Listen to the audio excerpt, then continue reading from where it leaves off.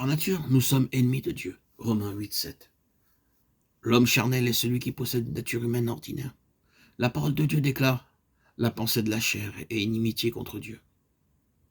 Quand quelqu'un devient votre ennemi, vous cessez d'aimer cette personne et vous la blessez et l'affligez profondément dans ses sentiments. De même manière, notre nature humaine nous pousse à faire des choses haïssables à l'égard de Dieu. En tant que pécheurs, nous éprouvons du plaisir en disant et en faisant des choses qui affligent le Dieu saint. Une veuve avait 2 fils, ces garçons se disputaient sans cesse. Un jour, au moment du repas, ils se querellèrent, et l'un d'eux se saisit d'un couteau pour tuer l'autre. Il allait le frapper lorsque la mère, voyant la scène, s'interposa et mit sa main.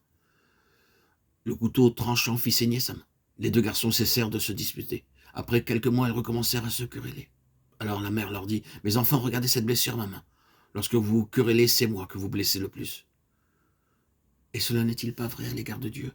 Chaque fois que vous blessez votre prochain, vous affligez le Seigneur. Nous blessons et affligeons sans cesse Dieu par nos pensées impures, nos paroles, nos actes. Notre nature humaine est ainsi. Elle est inimitié contre Dieu. Même les croyants et de soi-disant prédicateurs affligent le Seigneur sans le savoir. Ils ne réalisent pas tout le dommage qu'ils causent au troupeau du Seigneur.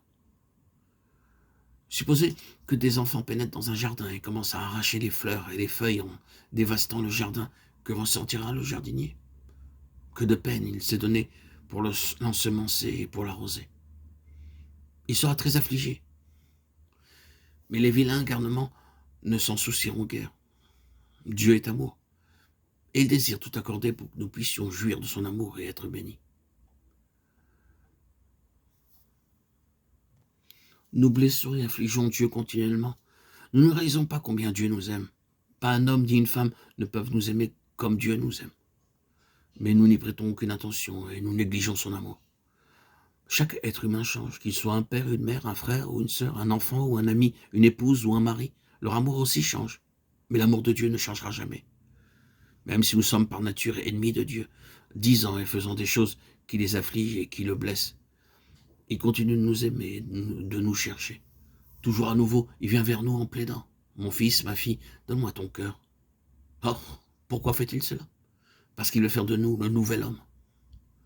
Dans 1 Corinthiens 15, 45, nous lisons: « Le premier homme, Adam, devint une âme vivante. Le dernier Adam est devenu un esprit vivifiant. » Adam était seulement un homme terrestre et naturel, mais le Seigneur Jésus-Christ est l'homme spirituel. Il est né du Saint-Esprit. Il a été rempli de l'Esprit, conduit par l'Esprit. Tout ce qu'il a déclaré ou fait l'a été entièrement par l'Esprit. Chaque parole qu'il a prononcée était pleine de puissance. Bien que le premier homme vécut 930 ans, il n'était qu'un homme terrestre avec un corps d'argile. Mais le Seigneur Jésus, le Seigneur venu du ciel, son corps n'a pas connu la corruption. Il ne se dégageait aucune odeur nauséabonde du sépulcre dans lequel son corps avait été placé. Il sortit du tombeau avec un corps glorifié.